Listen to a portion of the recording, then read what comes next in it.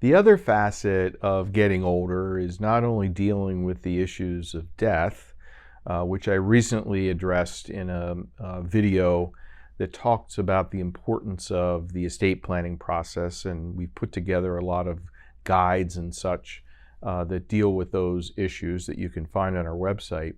But the other thing that we see happening to clients is they are making different decisions about where they're going to live as they get older.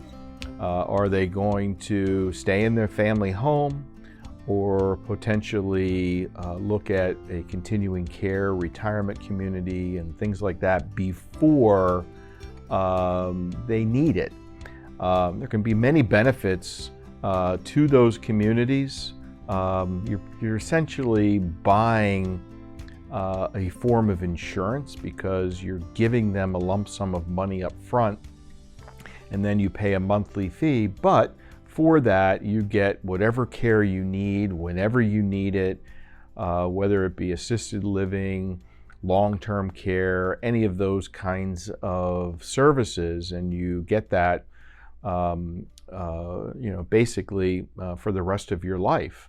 So there can be a lot of benefits to that. But one of the aspects of those, the benefit to that, is that the year in which you sell your house and move into one of these retirement communities, and you pay a fee to get in that particular year, you can qualify for a large medical deduction, because essentially what you're doing is prepaying medical costs.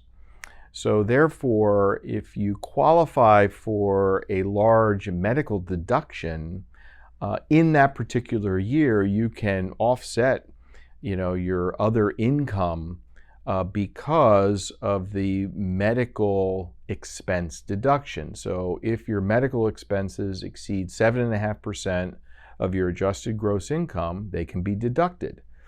You can file an itemized deductions that year, not the standard deduction, which many people are using right now since the standard deduction was raised.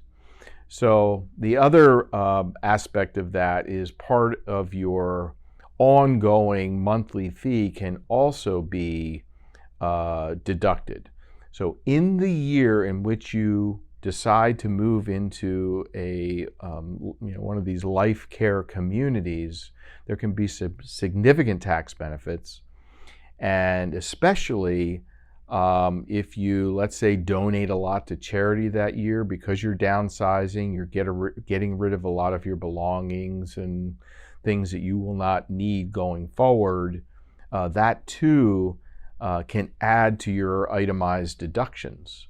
So these are some ways in which you can use the current tax law to your benefit if you decide to make this kind of move. We would urge you, if you're considering this type of thing, to reach out to us before you've done it, or reach out to us in the year that you do it rather than the following year, because if you do it in the following year, you can't necessarily, let's say, take IRA distributions out tax-free because you have these large medical deductions.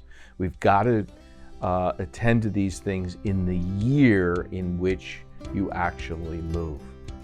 So I hope this little tidbit is helpful to you as part of the larger estate planning conversation. And remember, please go to our website for more information and for guides that have checklists in them to help you and your heirs kind of deal with this whole issue of getting older.